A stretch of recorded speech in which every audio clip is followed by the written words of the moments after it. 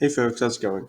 So in this video, we're looking at question number 4, right? So we're given the circle of radius 5, and we're given the points P and Q on it, right? So the point P, it's marked as 3, 4, and the point Q, it's marked as, just X, Y. We don't really know the coordinates of that, right? And the dotted lines from the origin to P and from P to Q, I drew them, like they're not given in the question, but we're going to need them, right? So there are 4 parts to it. And I encourage you to keep this picture in mind as we go through the parts. Yeah? All right, let me erase that. Okay. So the first part, right, it's the slope of OP, right? So OP is the line joining the point P to the origin, right? So this is the point 0, 0, which is the origin. This is the point 3, 4, which is the point P, right? We need the slope of this line, in relation to the x-axis. Right? So recall that the slope is basically equal to tan theta, right? Which is also just the ratio of the vertical distance, right? Which is going to be 4 to the horizontal distance, which is going to be 3. Okay? So if we denote the slope by m, let's say m OP, we get 4 over 3, right? Sorry, it looks like a y, but it's actually a 4. Okay, so that's literally just the first part of the question, right? Okay, so it's pretty simple, but we're going to need it in the second part. So I'm going to erase it. All right, so for now, for the second part, we know that the slope of OP equals 4 over 3, right? All right, so the second part says, find an equation of the tangent line to the circle at P, okay? So if I draw OP again, right? Recall that P was 3, 4, right? Sorry, let me just go over that again. All right, so if I draw OP again, I'll draw P with a little offset over there. That's 0, 0. That is 3, 4. Right, so I'm not drawing the circle because it just clutters up the diagram. But the tangent line to the circle that passes through P is going to look something like this. Right? And it's actually going to be at a right angle to this line, OP. Right? That's how tangents work.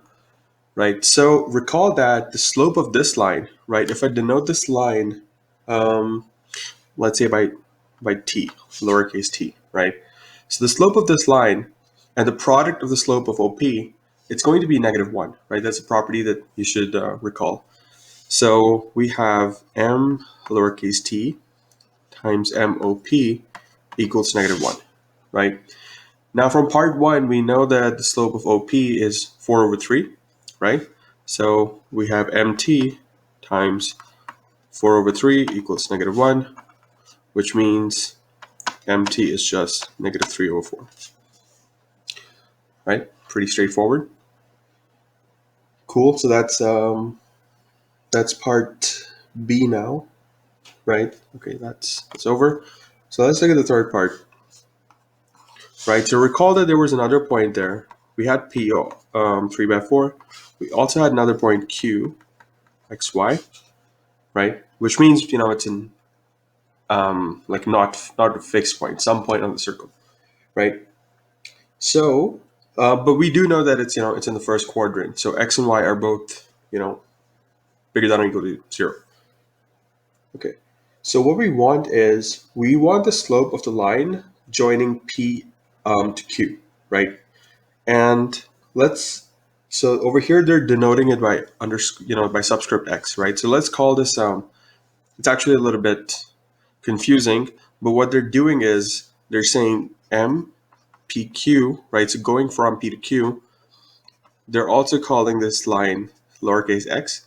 I guess the reason they're doing that is they want the slope in terms of x. All right. So, well, let's actually try to get that done. Let's see. So the slope, if you're just being pretty straightforward with it, the slope of PQ is just going to be the difference of the y coordinates divided by the difference of the x coordinates, right? So it's going to be y minus 4 over x minus 3, right? But both P and Q, they're supposed to lie on the circle, right? And it was a circle centered on the origin with radius 5, right? So the equation of that circle, it's going to be this, right? It's going to be, I'm going to write it here, x squared plus y squared equals 25, right? And if you try to get y in terms of x, you would get y is the square root of 25 minus x squared, right? So let's see. So now we want to use this in the formula for the slope m of x, right? So if we do that, we're going to get mx equals, so instead of y, I'm going to write 25 minus x squared minus 4 divided by x minus 3. All right, cool. So yeah, that's the third part done, right? So it's square root of 25 minus x squared minus 4 over x minus 3, right? So I'm going to delete that. And for the fourth part, right, the fourth part wants us to find the limit as x goes to 3. Oh, sorry. The limit x goes to 3, m of x, right? So based on the formula we got in the third part, it's going to be limit x goes to 3, square root of 25 minus x squared minus 4 divided by x minus 3, right? So obviously, we cannot just plug in on 3 for x. What that's going to do is it's going to result in the denominator becoming, infinitesimally close to 0, and the limit is going to be not found, basically. Okay, so what we want to do is we want to use this technique. So note that we can actually multiply both the numerator and the denominator by square root of 25 minus x squared plus 4, right? So I'll show you what that's going to do. Minus 4 over x minus 3 times square root of 25 minus x squared plus 4 divided by the same thing, right? Plus 4, right? So I think they call it rationalization. I'm not super sure though. And a lot of formulas in this book are, a lot of problems are solvable using this. So what they're actually doing is they're trying to exploit this property that, x minus a times x plus a equals x squared minus a squared, right? So basically, you see, if we consider a to be 4, and if we consider x to be square root of 25 minus x squared, sorry, I should have probably called it something different, but you get it, right? What we need to do is, now that in the numerator we have something of this type, right, this format, we need to go to this format. All right, so that's going to give us, let's see what. It's going to be, 25, minus x squared minus 16, right? It's a squared, so the 4 gets squared, right?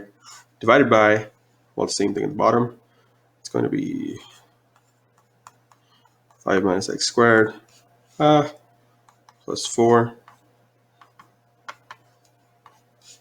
x minus 3. All right, so let's see. What do we have here?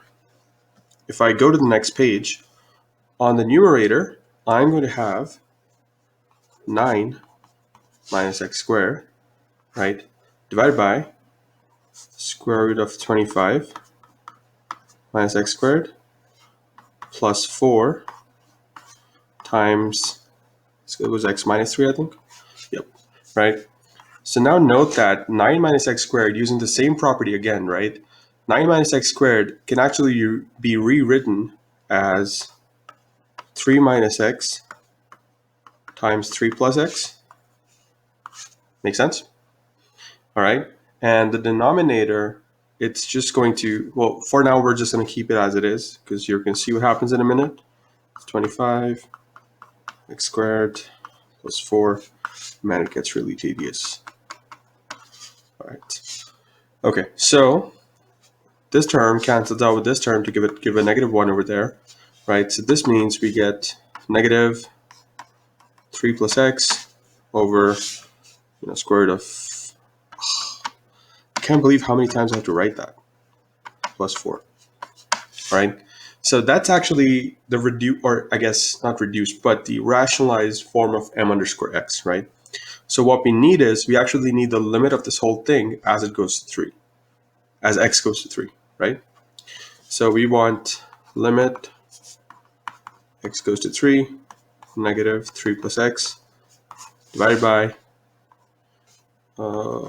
square root of 25 minus x squared plus 4, right? So now if you notice, if you plug in 3 in this formula, it's actually not going to diverge, right? It's going to be pretty solvable, right? So it's going to be negative 6 divided by, if you plug in 3 over there, you're going to get 25 minus 9 plus 4, right? So that's going to be negative 6 divided by 25 minus 9 is just 16 plus it's 4 plus 4, which is negative 6 over just 8 actually, right? Because square root of 16 gets you 8. Okay, and if you divide, both these numbers by 2, you get negative 3 over 4.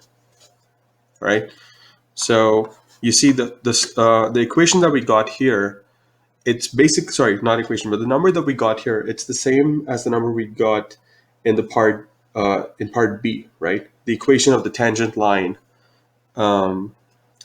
passing through P to the circle, right? And you would expect that, because what they're basically doing, right, is that the limit of m of x represents the case when, let's say, P and Q, they're both points on the circle. What we actually found out was the slope of this line, P and Q, as Q goes to P, right? So as it's like traveling upwards, right? So eventually the limiting case is when P and Q are, basically the same point, which is when it would be a tangent line, right? So this line PQ, it's called a secant line, but in the limiting case, when Q tends, close to P, or basically the same as P, that's a tangent line. So that's what we got. We expected it to be the same as the number in part B. And yep, that's it for this question. Thank you.